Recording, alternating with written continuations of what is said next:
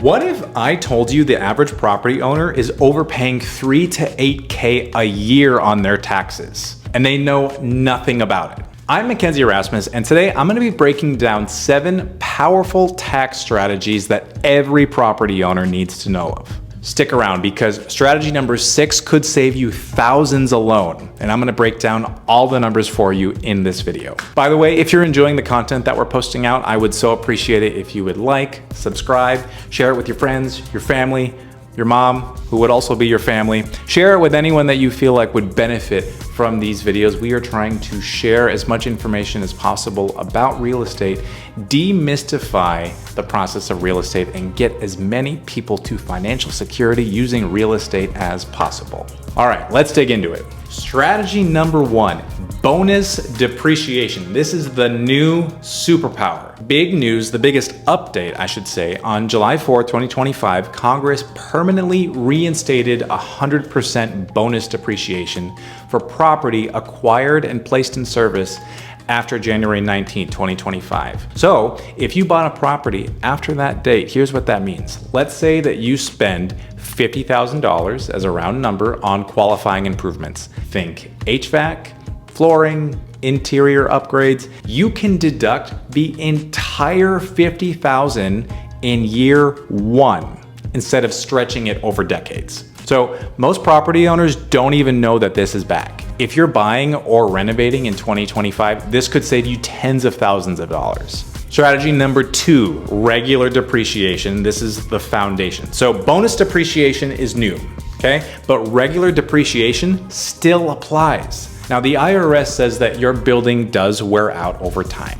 right? So you get to deduct a little bit each year as the building itself depreciates. So you take the property value, which is the sales value, minus the land value, and then divide it by 27.5 years for residential or 39 years for commercial. So for example, if you have a $250,000 building, that gives you about $9,000 per year in deductions. But here's the kicker, you must take it. Even if you skip it, the IRS just assumes that you took this deduction when you sell, so do not leave that money behind. Please take it.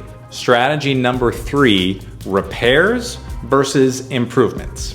Repair is something that you can deduct right away versus improvements are depreciated over time. So for example, if you fix a broken window, okay, that's a repair. You can deduct that cost to repair that window on that year's taxes. You replace all the windows, give your investment property brand spanking new Anderson windows or Pella windows, not a sponsor. That is a depreciation and you can depreciate that cost over many years.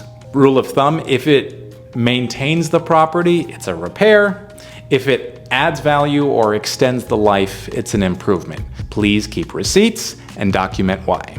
Strategy number 4, the 20% pass-through deduction. So thanks to a 2017 tax law and now permanent in 2025, you may now qualify for 20% deduction on your rental income under section 199A. So if your rentals earn $50,000 net, okay, not gross, net, then that would be 20% of 50K is $10,000. That's a $10,000 deduction. Now there are some income limits, around 182 for married couples and 91K if you're single. So talk to a pro, but if you qualify, it's basically free money.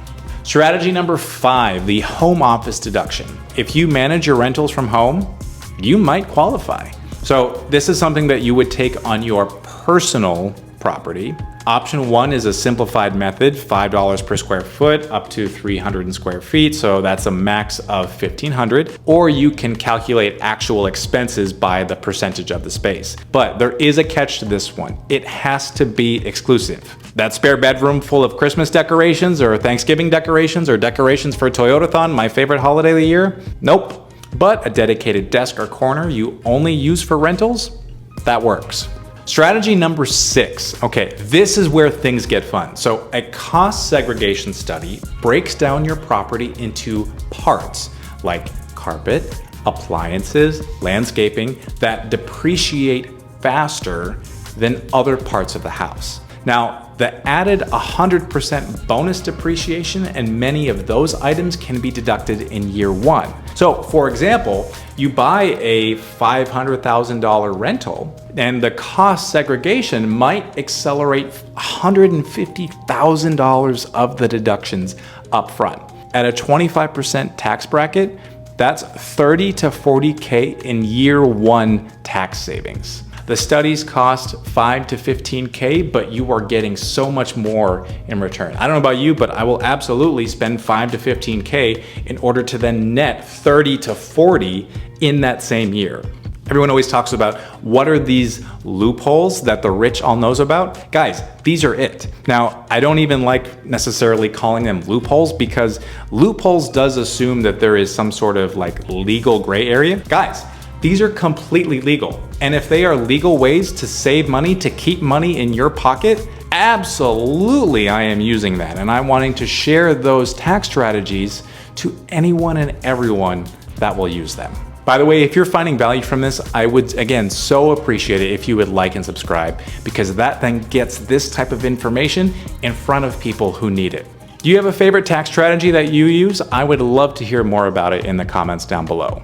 Now, and this also then goes back, if you partner this next strategy with what I was saying with strategy 3 and 4, you can make some serious bucks on this process. So here's the one that I promise could save you thousands of dollars. Strategy number 7, the 1031 exchange. So if you sell a rental property or an investment property, you can defer all capital gains taxes by rolling it into a new property of equal or greater value. So you're selling an investment property and then you say, wait, Uncle Sam, no, you can't tax me because I'm actually gonna take these real American dollars and I'm gonna put it into a new rental or investment property. So the government says, oh, okay, so you're not actually receiving those gains, therefore it is not taxable income, therefore we are not going to tax you on the capital gains that you received. Meaning you can then take that money and then move it somewhere else to something that might cash flow better, be in your preferred area, something that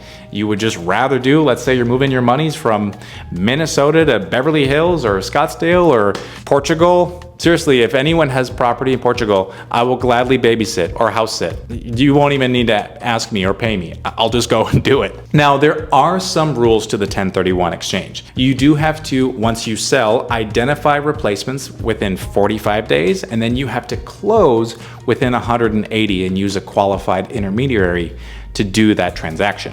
If you follow the steps and you keep trading up, you can be deferring taxes your whole career. That's what some people call the swap till you drop. And then when you hand it off to your heirs, they may never have to pay those deferred taxes. Strategy number 8, real estate professional status. Now this one, it's not for everyone, but if you do spend 750 hours or more per year in real estate, and it's your main gig, the IRS will let you deduct rental losses against your other income, even, and this is the best part, even W-2 wages. So if your rental shows a $20,000 paper loss from depreciation, but you're cash flowing, meaning you're making money, you can offset 20K of taxable income. So that's a serious perk if you qualify.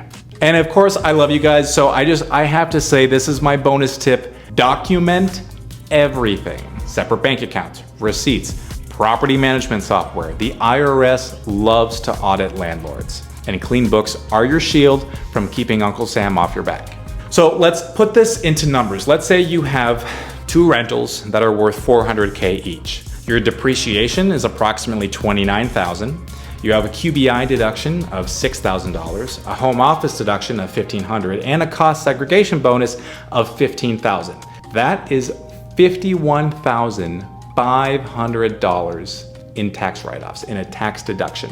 At a 25% tax bracket, that's nearly $13,000 saved in 1 year. Just from using all of the legal loopholes that are available, you can save $13,000 off your taxes. Now, remember, tax law is complex and it changes often, and I am not a financial advisor or a CPA. I don't have any of the letters after my name that say that I am an expert, okay? I am a real estate expert that is trying to share the knowledge about some of these tax incentives and tax deductions. So be sure to talk to your financial advisor or CPA about how these may apply to you. If this video gave you an aha moment, hit that like button, subscribe, and drop your biggest tax question in the comments. I read everyone and it helps me plan future videos. Thank you for watching, and I will see you guys in the next one. Bye now.